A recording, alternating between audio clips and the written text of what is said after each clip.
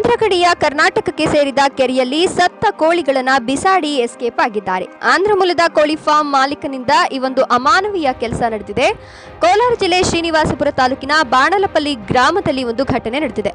ಆಂಧ್ರದ ಮದನಪಲ್ಲಿಗೆ ಸೇರುವ ಕೋಳಿ ಫಾರ್ಮ್ನಲ್ಲಿ 500ಕ್ಕೂ ಹೆಚ್ಚು ಕೋಳಿಗಳು ಸಾವನ್ನಪ್ಪಿದ್ದು, ಬಿಸಿಲಿನ ಬೇಗೆ ತಾಳಲಾರದೆ ಕೋಳಿ ಫಾರ್ಮ್ನಲ್ಲೇ ಕೋಳಿಗಳು ಸಾವಿಗೀಡಾಗಿದ್ವು. ಹೀಗಾಗಿ ಸತ್ತ ಕೋಳಿಗಳನ್ನು ಕರ್ನಾಟಕದ ಕೆರೆಗಳಲ್ಲಿ ಬಿಸಾಡಿ ಪರಾರಿಯಾಗಿದ್ದಾನೆ ಕೋಳಿ ಫಾರ್ಮ್ ಮಾಲೀಕ.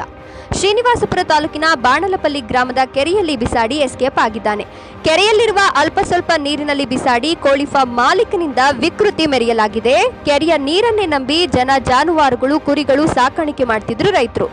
ಆದರೆ ಸತ್ತ ಕೋಳಿಗಳನ್ನು ಬಿಸಾಡಿರುವ ಪರಿಣಾಮ ಕೆರೆ ನೀರು ವಿಷಯುಕ್ತ ಆಗಿರುವ ಅನುಮಾನ ವ್ಯಕ್ತವಾಗ್ತಿದೆ. ಸ್ಥಳೀಯ ಪಂಚಾಯಿತಿ ಅಧಿಕಾರಿಗಳ ವಿರುದ್ಧ ಕರ್ನಾಟಕದ ರೈತರು ಆಕ್ರೋಶ ವ್ಯಕ್ತಪಡಿಸ್ತಾ ಇದ್ದು, ರಾಜಾರೋಷವಾಗಿ ಸತ್ತ ಕೋಳಿಗಳನ್ನು ಬಿಸಾಡಿ ಹೋಗ್ತಿದ್ರು.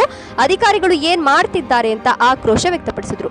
ಪುಲಗುರಕೋಟೆ ಗ್ರಾಮ ಪಂಚಾಯಿತಿ ಅಧಿಕಾರಿಗಳ ವಿರುದ್ಧ ಆಕ್ರೋಶ ವ್ಯಕ್ತವಾಗ್ತಿದೆ. ವ್ಯಾಪಾರ ಮಾಡೋದಕ್ಕೆ ಆಂಧ್ರ, ಸತ್ತ ಕೋಳಿಗಳನ್ನು ಬಿಸಾಡೋದಕ್ಕೆ ಕರ್ನಾಟಕ ಬೇಕಾ ಅಂತ ಆಕ್ರೋಶ ವ್ಯಕ್ತಪಡಿಸುತ್ತಿದ್ದಾರೆ. ಇನ್ನು ರಾಯಲ್ಪಾಡು ಪೊಲೀಸ್ ಠಾಣಾ ವ್ಯಾಪ್ತಿಯಲ್ಲಿ ಒಂದು ಘಟನೆ ನಡೆದಿದೆ.